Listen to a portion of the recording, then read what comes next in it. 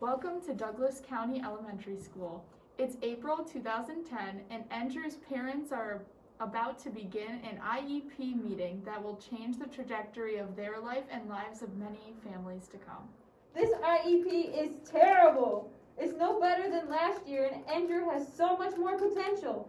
Well, ma'am, we've done all we need to do here. Well, it's not good enough. Endrew, we're taking you out of here. It's time for private school. Maybe they can give us services that actually provide Endrew with opportunities for growth. It's been a long year, but Endrew has seen a lot of growth in his new private school. Unfortunately, it's expensive. Private school in this economy. Endrew's parents have decided to try a new tactic for paying for school, making the public school pay. And after all, they're the ones who couldn't provide a half-decent IEP. Who would have thought that this would change education forever? Well, I don't think it's fair that we should have to pay for Endrew's schooling. Public school is free, and we didn't plan for this. You couldn't provide good enough services. You should reimburse us. Well, on behalf of the Douglas County School Board, we don't think that's going to work for us. Our job is to give Endrew an IEP and update it every year. We did our job. If you don't like it, that's on you. Your job is to give Endrew a quality education that demonstrates growth, giving him opportunity to be his best self. Our job, according to IDEA, is de minimis. In other words, we just have to provide services that are just more than a trivial amount. Well, that's not good enough. Endrew, now we're going to court. Endrew's case cycled through the 10th Circuit Court before it was sent to the Supreme Court, which is where we find ourselves now, the U.S. Supreme Court, 2017. The Honorable, the Chief Justice, and the Associate Justices of the Supreme Court of the United States. Oyez! Oyez! Oyez! Welcome to the Supreme Court hearing. Endrew v. Douglas County School. Prosecution, state your case. My name is Jack Robinson. I am the prosecuting attorney on behalf of Endrew and his parents. Your Honor, the Douglas County Schools failed to provide Endrew with IEP that fits his needs. The IEP was provided for him included the bare minimum, which is not enough for the student to succeed. Due to the negligence, Endrew's parents pulled him out of public school and placed him in a private school. Negligence! Blasphemy! Order! Order in the court! Anyway, due to the negligence of the Douglas County School, Endrew was pulled from the free public school and enrolled in a private school that suits his needs, and his school setting improved greatly because of the focus on his academic needs and growth.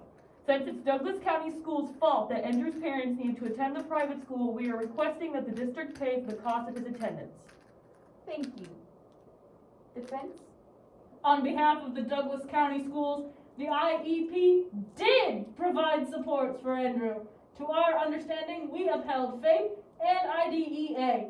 It was the choice of the family to move Endrew to Firefly Autism House. We should not pay. We shall now take a short recess to make our decision. We have reached a decision.